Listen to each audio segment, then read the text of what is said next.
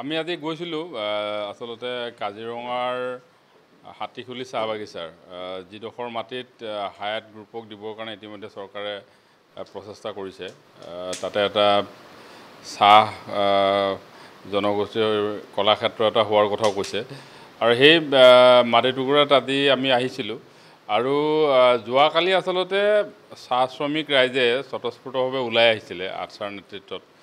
তেওঁলোকৰ দাবী আছিলে যে তেওঁলোকে যিখিনি মাটি খেতি কৰি খাই থকা মাটিখিনি আচলতে এটা হায়াত গ্ৰুপ নাইবা চাহ জনগোষ্ঠীৰ কলাক্ষেত্ৰৰ নামত দিয়াত তেওঁলোকৰ আপত্তি আছিলে দীৰ্ঘদিনৰ পৰাই।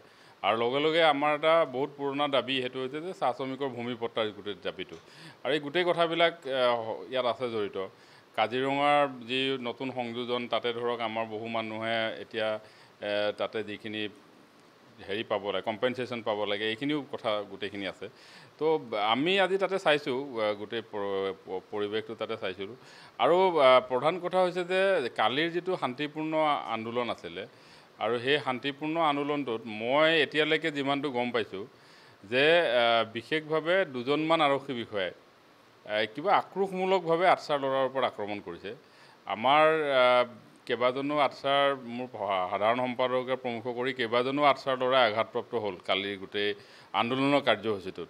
আৰু ইয়াতে আচলতে কেইজনমান আৰক্ষীয়ে সকলো বুলি মই নকওঁ কিন্তু দুজনমান আৰক্ষী বিষয়াৰ যিটো ধৰণে আটছাৰ ল'ৰাক আমাক যি ধৰণে গুৰুলকৈ প্ৰহাৰ কৰিছে যিজনে মাৰিছে সেইটো আচলতে সম্পূৰ্ণৰূপে অন্যায়ভাৱে তেওঁলোকে আমাৰ ল'ৰাৰ ওপৰত এইটো আক্ৰমণ কৰিছে। বিশেষভাৱে বোকাখাত আৰক্ষী থানাৰ যিগৰাকী OC অফিচাৰ ইনচাৰ্জ তেওঁৰ কথা মোক কেইবাজনো ল'ৰাই কৈছে যে তেওঁ অত্যন্ত অশ্লীল ভাষাত আমাৰ ল'ৰাক গালিও পাৰিছে, মহিলাসকলক বহুত অশ্লীল ভাষাত গালি পাৰিছে আৰু আমাৰ ল'ৰাক তেওঁ মানে কোনো কাৰণ নোহোৱাকৈ পিটিছে, মহিলাকো পিটিছে।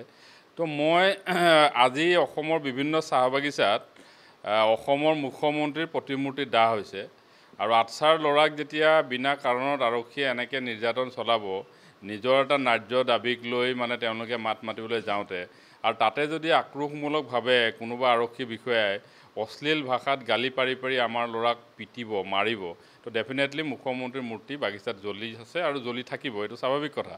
কিন্তু কথা হৈছে যে এই ধৰণৰ নিৰ্যাতন এই ধৰণৰ অত্যাচাৰ কেতিয়াও মই ভাবোঁ যে যিখিনি ভূমিহীন মানুহ সেই মানুহখিনিক ভূমি প্ৰদান নকৰালৈকে যদি চৰকাৰে ভাবে যে এনেধৰণৰ নিৰ্যাতন অত্যাচাৰ কৰি আন্দোলনবিলাক মষিমূৰ কৰিব এইটো পচিবল নহয়, কাৰণ এইটো আন্দোলন চলিবই।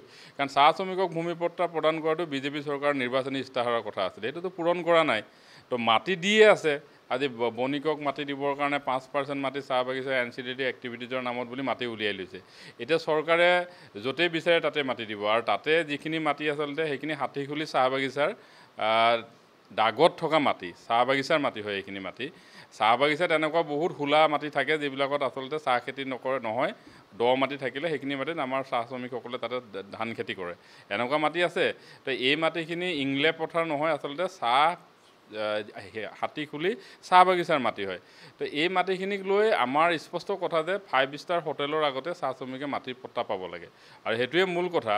আৰু তাক লৈ আমি যিটো আমাৰ আন্দোলনৰ কাৰ্যসূচী এইটো চলি থাকিব আৰু আমাৰ মূল দাবীটো হৈছে চাহ শ্ৰমিকে ভূমিৰ পট্টা প্ৰথমে দিয়ক চৰকাৰে চাহ শ্ৰমিকক ভূমি পট্টা দিয়াৰ পৰৱৰ্তী পৰ্যায়ত তেওঁলোকে 5 ষ্টাৰ হোটেল কৰে নাইবা কিবা কৰে এইবিলাক কথা তেওঁলোকে আলোচনা কৰাৰ পৰিৱেশ এটা আহিব।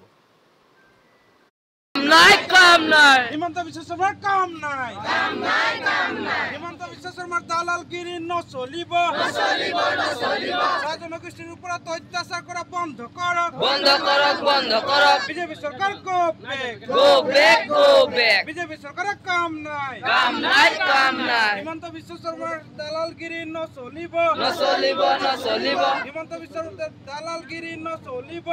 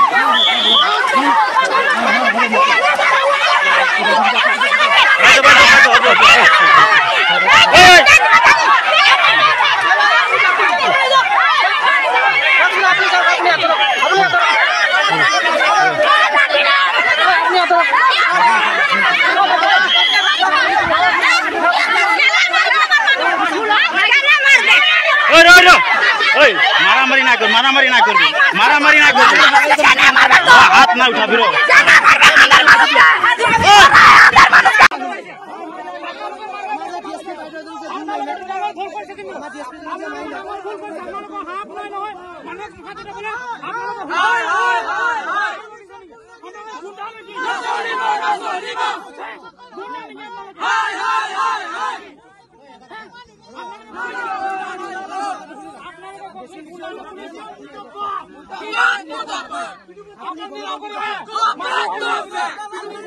আপনাৰ